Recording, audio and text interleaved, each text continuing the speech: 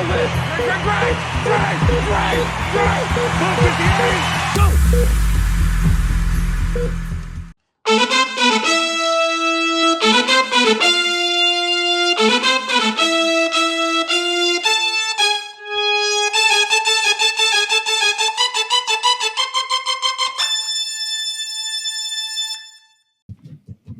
Welcome to episode 15 of the Health Matters Predictors podcast, recorded on December 16th, 2024.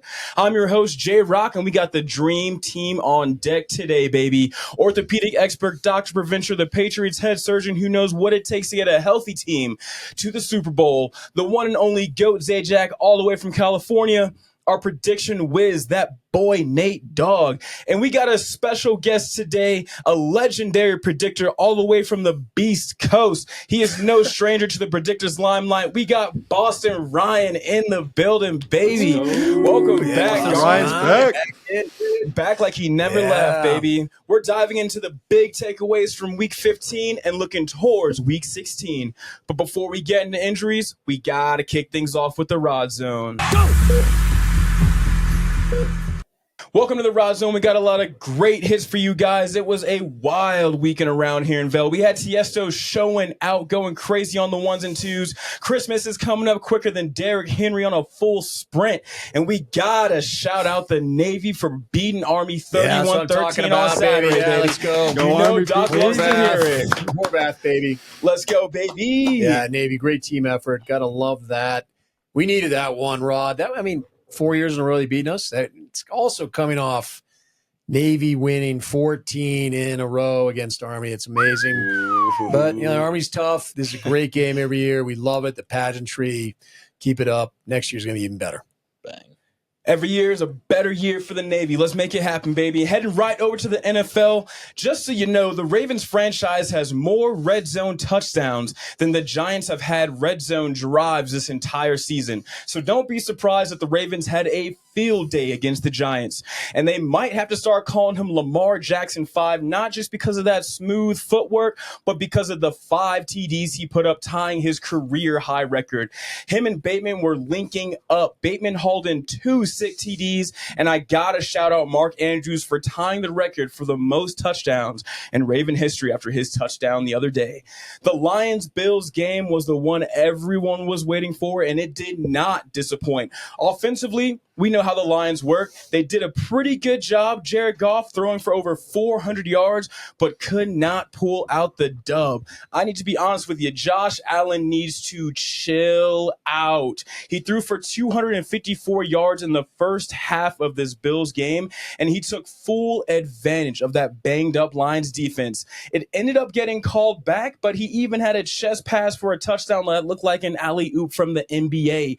The Bills are making a very strong statement that they deserve to be in New Orleans in February. They've beat the Chiefs, they've beat the Lions, and winning the Super Bowl might not even be considered out of the odds for them at this point.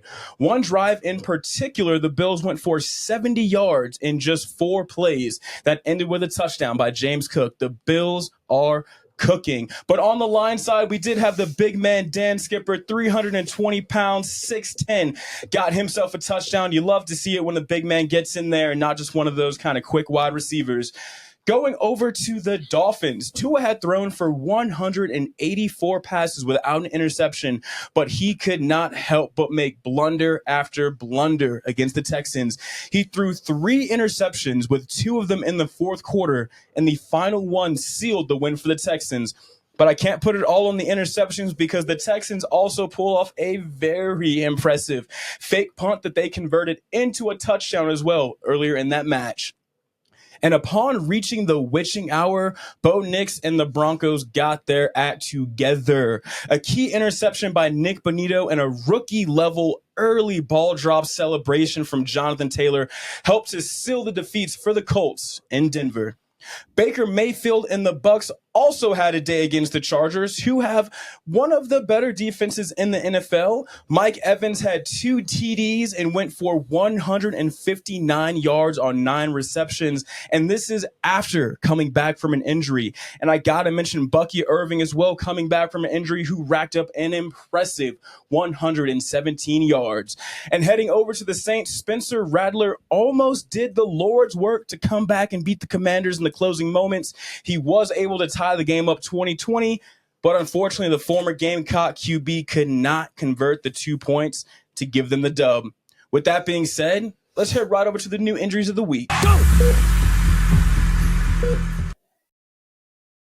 Getting right into the injuries of the week, a lot of big hits happened and a lot of big plays went down.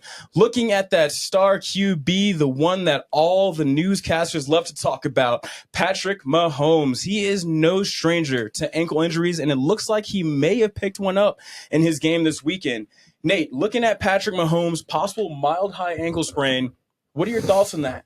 Yeah, J-Rock, this is tough. We know this is Pice's favorite player in the NFL. He loves him. And the Chiefs without Patrick Mahomes, they're not the same team. Obviously, they got one of the best defenses in the NFL, and that's arguably carried them to this point. Mild high ankle sprain. Doc, how severe does this look to you, and do you think this will affect him for the playoffs?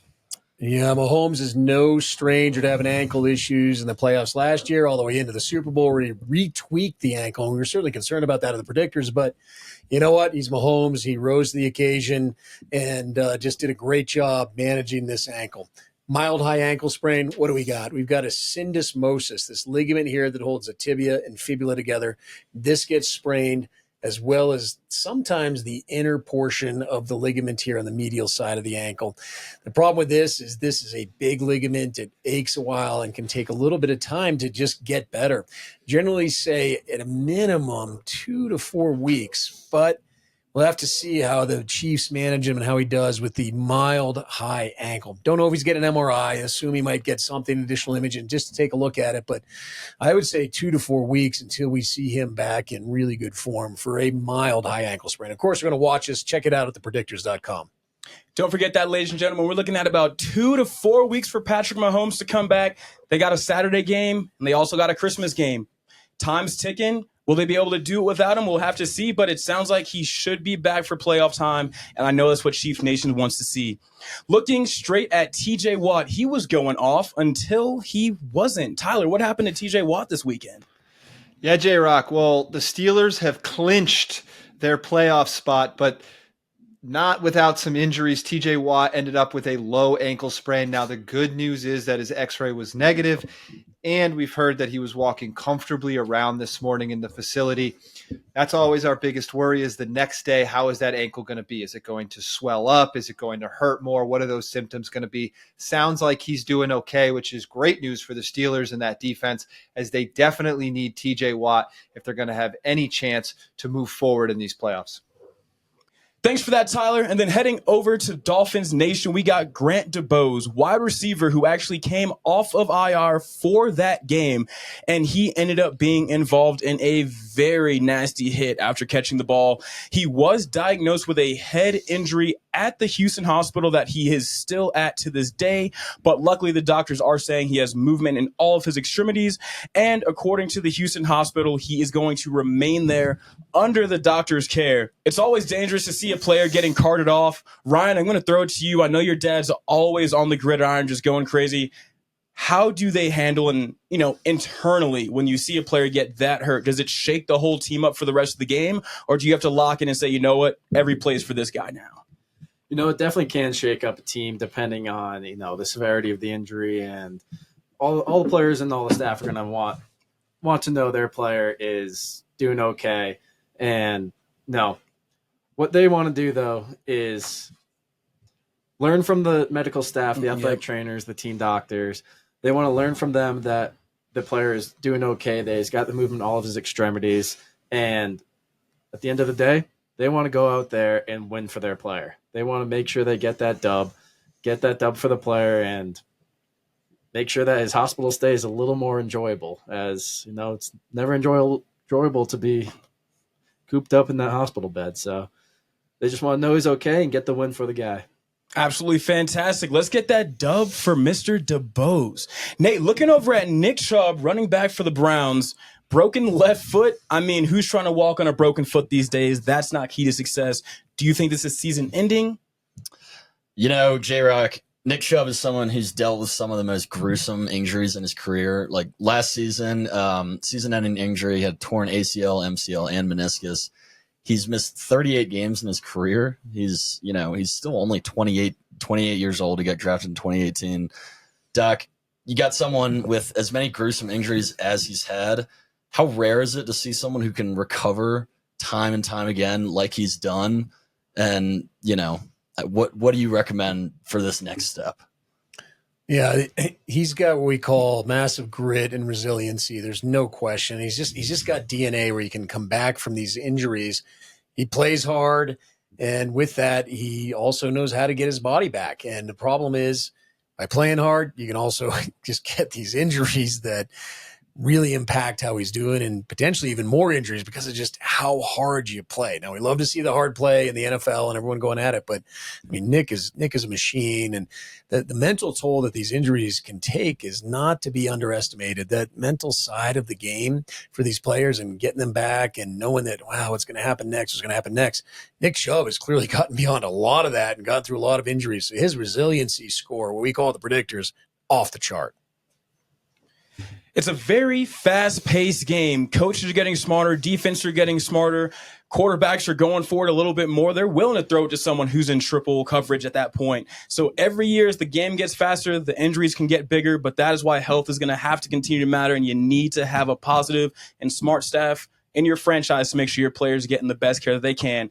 Looking over at the Detroit Lions, we know that the Bills took full advantage of that bus score. 15 defenders on IR. Tyler, we got David Montgomery, Carlton Davis, Khalil Dorsey, Aim McNeil. I mean, these boys are banged up. Give us a little bit on that. Do you think that this is going to affect their run to possibly end up in New Orleans in February? Absolutely. J-Rock, this is one of the best seasons that Detroit's seen in a very long time. There were a lot of hopes that they would make the Super Bowl, and this is just making it harder and harder and starting to look a lot less like that will happen. David Montgomery, obviously a massive hit for them, part of that Sonic and Knuckles duo, torn MCL, now has to have that season-ending surgery. He actually came back and played through that for a little bit, but the imaging showed that torn MCL, and so now his season is over. Like you said, 15 defenders, counting the three that were added to that list this weekend. So I know that Dan Campbell has that next man up mentality, and he's not making excuses, but at some point you wonder how much is too much. And we know at the Predictors that when teams start to have that equal talent level, health matters more. And Detroit is dead last, 32 of 32 in the bus scores. That's going to affect them down the line. Doc, when we're looking at the Lions, do you think that they can still get through this adversity? We all know that they're at the lowest bus score. Would it not be possible for them to make it happen? J-Rock, defense wins Super Bowls. We know that again and again. And that, the problem we've been talking about the Lions, we saw this trend coming weeks ago. And unfortunately, I think the Lions would have handled the Bills pretty handily without all these defensive injuries. I mean, Josh Allen was able to pick them apart left and right, and they did a really good job until some of the even more injuries. But I mean, you're talking more than how many 90 points, 100 some odd points to get in this game that were total scored. I mean, this was a shootout. So it's going to be a problem, J-Rock, down the road for Detroit.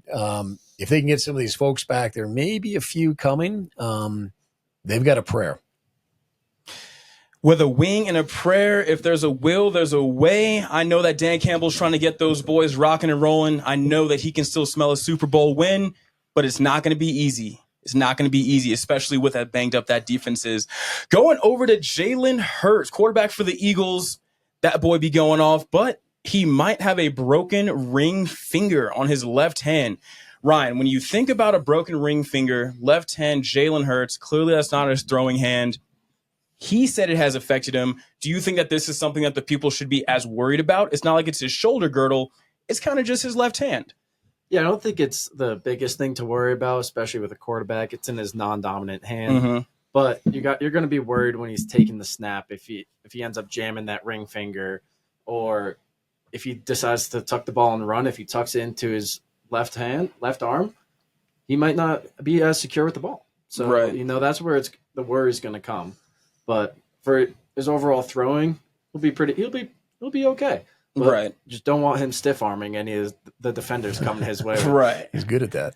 Dude, yeah, that's the thing about Jalen. We know he's a mobile quarterback. We know he's looking to rush in. He's looking to be the guy that finishes off plays. So having that left hand with this injury is definitely going to affect how he plays, but we're going to see how it affects the Eagles in the long term.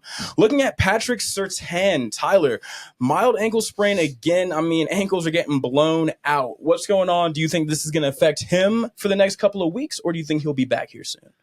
I think he'll be back here soon, J-Rock. The good news is he returned to the game, and then, Broncos were getting it done, so it was getting close time to pull him. But they're sitting at 9-5 right now. They're in the hunt currently on NFL. They have a 91% chance to make the playoffs. But to do that, they are going to need Patrick Surtain. Surtain is, I don't even know if I'd say arguably anymore, probably the best cornerback in the league, and he is the heart of that defense.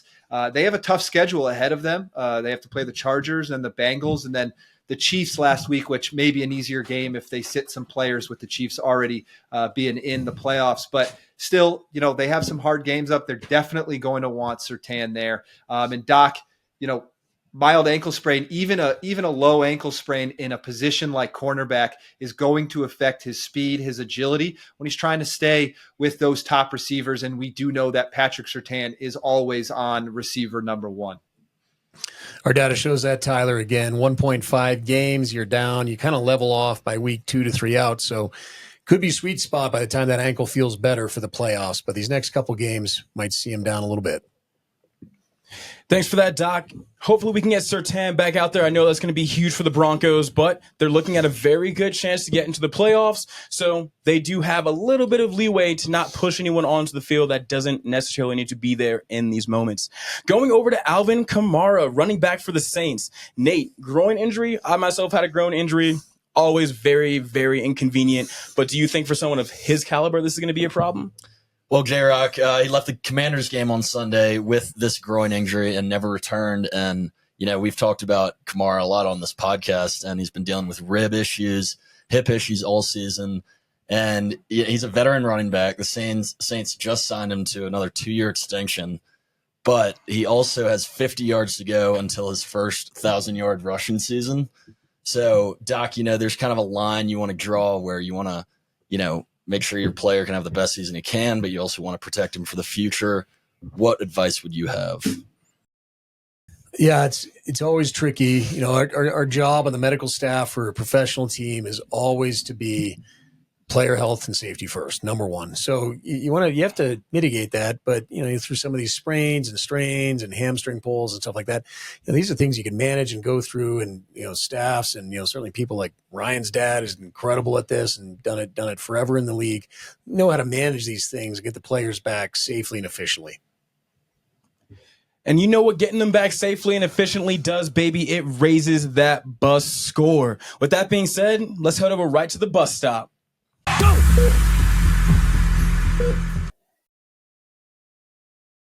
All right, looking at the bus score, we said it last week. We had the Lions at the very bottom, and we had the Bills at the very top. Let's be honest, it was still a pretty close game, but they didn't win. Trust the bus. Health matters, and you know it. Tyler, looking at the bus score for this week, is there anything that you want to bring up specifically for the people? Yeah, J-Rock. Well, if you look at the teams that are already in the playoffs, what did we say a few weeks ago? Week 13, you start to see that split, right? The healthy teams make it. The non-healthy teams, for the most part, get left out. Well, if you look at the AFC playoff teams right now that are already in, they've already clinched their spot. You got the Chiefs, the Bills, the Steelers, and the Texans. 3 out of those 4 teams are in the top half of the bus score, with the Texans sitting just outside at number 20. On the NFC side, you have the Lions, the Eagles, and the Vikings. The Eagles and the Vikings are in the top half of the bus score. We've talked about the Lions. They are an oddball out. But they've also had a lot more injuries as of late too.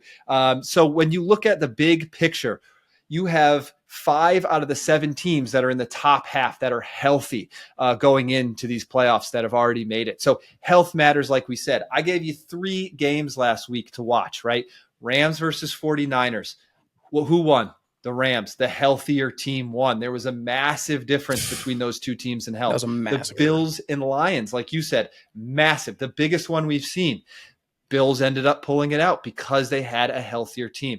And then Packers in Seattle, which they had a very close bus score, but who was a little bit healthier? The Packers. And then you have Geno Smith getting hurt in the game, really lowering that Seattle bus score in game, and the healthier team wins. We know it is a big deal, and it's something to look forward to for any betting or any fantasy if you're in the playoffs. And then looking at the playoff picture as a whole, health matters. We're out here proving it. Health matters. Thanks for that, Tyler. And honestly, ladies and gentlemen, thanks for hanging out with us again. Week 15, making it happen here at the Health Matters Predictors podcast. We've covered all the important takeaways from week 15, and now we're looking ahead to the action coming for week 16. For some teams, winning the Super Bowl isn't just a pipe dream, but for others, it's about time for them to start looking towards next season. Josh Allen and the Bills are making a huge push for a possibly number 1 spot.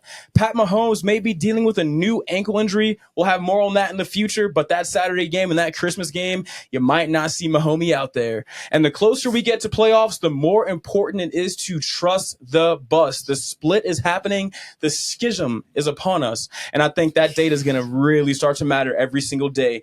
Be sure to join us next week for expert insights, bold predictions, and all-around elite vibes. Until then, stay locked in and may all of your parlays, every single one, bring you the best results. And don't forget to follow us on Twitter at @thepredictors_ and check out our website, thepredictors.com, for everything NFL. Every week is a new chance to level up, so trust the bus, and we'll catch you next time. And shout out to Boston Ryan for being in the building with us again. I swear to God, baby, we love to see him back. Ain't no thing. He's back in the limelight. So you guys have a crazy week 16, and we'll be right there with you, predicting everything that's going to happen. Have a good night and Merry Christmas. Go!